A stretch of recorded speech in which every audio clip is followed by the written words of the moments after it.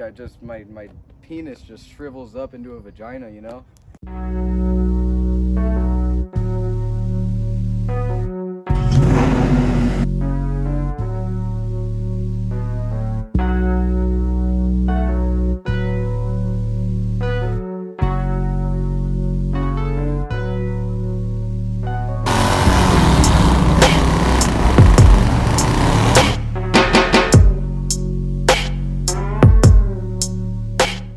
What's happening, y'all? We back at it again with another video.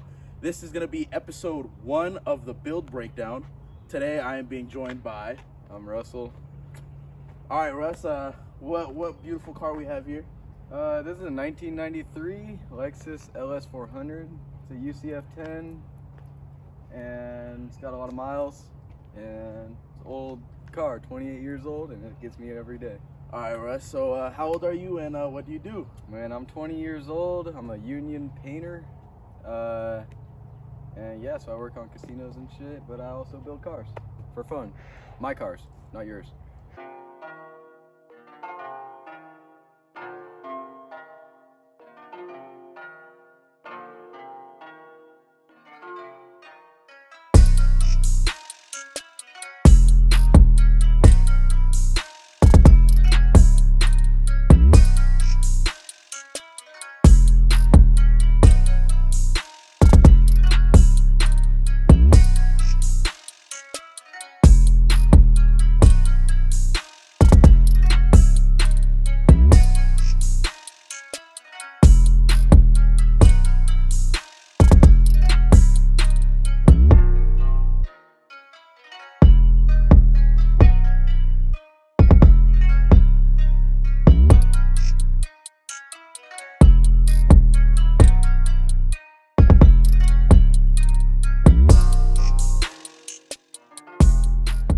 Russ. So what wheels are we working with over here? So these are Avid 1 AV6. There's some T37 reps. I know I should have gone true 3Ps. I've heard that before, but I'm just barely starting to build this car, so I want to get the fitment dialed in first before I spend 3,000 plus on wheels, you know. It's just better to be safe than sorry, because I've already scratched these on the lips and whatnot. So All right, so what suspension is it on? It's static. It's on BC coilovers, extreme low, just maxed out all the way around, and yeah, rubs a little bit in the back, not really in the front. Or up front, it doesn't move, so it's kind of impossible to rub up front. So yeah, static.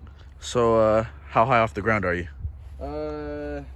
If I had to guess, I would say about a 1/4 inch, because it's hard to see when you're that low. Especially because you can't see daylight through it at all, so you have no clue. But if I had to guess, about a 1/2 inch, if that. All right, so I can see your paint over here is glistening in the sun. What paint are we working with here? Is it hitting right now? Sheesh. So I got this done by Carnala's Customs, here local in Vegas. This is black with quote unquote as much flake as possible. And then the bottom, since it's two-tone, the gray is it's Destroyer Gray. It's a Mopar color, and the factory colors is black and gray, but the gray is darker than this. And I wanted it to be a little bit lighter to match my wheels, because the wheels are hyper black. So I just wanted it to be a little bit more contrast, you know. All right, so I noticed you have a little something going on with your back wheel right here. Yeah, so the back wheel, it's got about 1.5 inches of wheel tuck. You can't get a finger in there from here to the wheel well. Can't even get a credit card. It's just pretty much perfect fitment. And if I want to go like out with it more, I would have to cut inside, and it's a whole process. But it's a risk I'm going to take one day. All right, so driving over here, I heard a little something coming from the trunk. What's going on in there? I've got two 12s going on, two Scar Audio 12s. Nice little trunk setup. This is dark walnut wood stain, and I just finished that up over the weekend. But yeah, so these are two DSR 12s. It's a whole kit. It's $600. You can't go wrong. It sounds good. I'm sure by the end of the video there will be a sound clip in here of them. So, but yeah, sounds pretty good. Can't complain. And for $600, you can't beat it. Alrighty, so probably the best part of this build, the most unique part, is right behind me. What's going on with this? So, if you know me, you know I came from a big Silverado, and when you have a dirt bike, you just put it in the back of the Silverado. Well, I sold the Silverado, and my dumbass bought a car. So, I care about the car, so I wasn't gonna put the dirt bike on the roof or nothing stupid like that. I thought about it multiple times, don't get me wrong. But, so I was riding a lot when I first got this, and my little brother was taking me to go riding pretty much all the time. And he was over it, I was over it, so I got creative. I bought this trailer for $150, and I bought it. When I bought it, it was literally 8 pieces of plywood just stacked on top of each other. Just janky. Insert the picture of the ad that I bought it off of. Yep. Got you. Yep. I got you. Yeah, I redid all the wood. I did this frame rail along the side. I put these LED lights right here, these reflectors. I got little underglow pods right here. It's all hooked up, good to go. I got a spare tire on it, gas can mount, some factory Yamaha straps because flex. I welded this bar because when I put it in the garage, I have to lean it up, and when I lean it up, it was crushing my taillights, and that's just plastic, so it'll just break. So I welded that bar right there so that when I lean it, it rolls along the bar and then hits that, and the taillights are out of mine. I put these rails on here because when I first built it, I was running a strap from side to side through the wheel so that it doesn't bounce around, but now that that's there, the wheel doesn't move. So pretty much everything that you're looking at is well thought of and well executed, I could say. Alrighty, so I know you did a lot to your car just to lower it. Yep. And I know these stickers have some meaning, so what's going on with these stickers on the back? Yeah, so BC Racing, that's obviously the coilovers, POS Russ, fucking follow me. Scar Audio, the subs, Dayton 1, that's engine risers. I'll get into that in a second, but I had to raise my engine 15 millimeters to go this low. And then Culture, that's my best friend's company, his brand. Check him out on Instagram. All right, so what's going on under the hood? So, under the hood, got some fabrication going, mostly just chopping. It's dirty, sorry about that, and a wiring fuck. But, so check that out. The spindle hits this, so I had to cut that out, and it's still on there. I gotta get my spindle shortened and tilted, and take some stress off that fucking ball joint right there. And the motor's raised 15 millimeters with spacers. It was a lot easier than I thought it would be, for sure. I just put a cherry picker up and picked the motor up a little bit and got it in there. The only problem was that, ow, dude, this fucking car is hot. So right here, the air filter doesn't fully align anymore because it's raised and it's supposed to be fitted.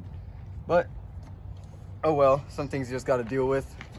Car still runs and drives, and I don't take it in the dirt, so I ain't worried about it.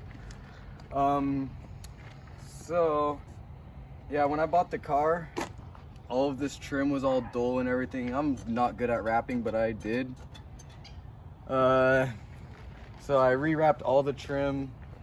I wrapped all this chrome because it goes good with that piece of chrome along the top of the windshield. I wrapped the door handles chrome. I wrapped this chrome. And yeah, that's all the wrapping. I got some love going on in the interior too. It's dirty, but here, we can check it out.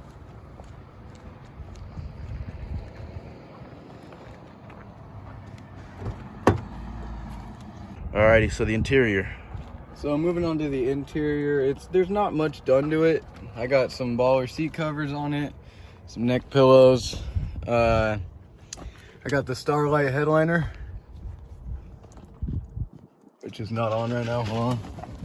Now it is. Yeah, the camera's picking it up. Yeah, so the Starlight headliner, that's a cheap mod that makes it look really damn good. Sunroof, everything works. some more wiring fuck, but oh well, I'll get to it one day. I see you had to go with the VIP look. Yeah, I got some curtains going, limo tent, and yeah, so you cannot see into the car.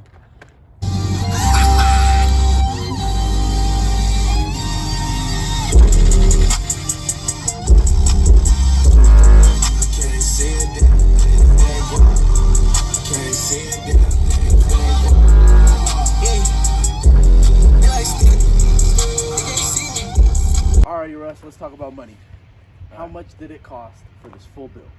All right, so the car itself, when I bought it bone stock, it was as grandpa as it gets. I bought it for $1,400, and paint $2,000, wheels and tires $1,200, coilovers $1,200,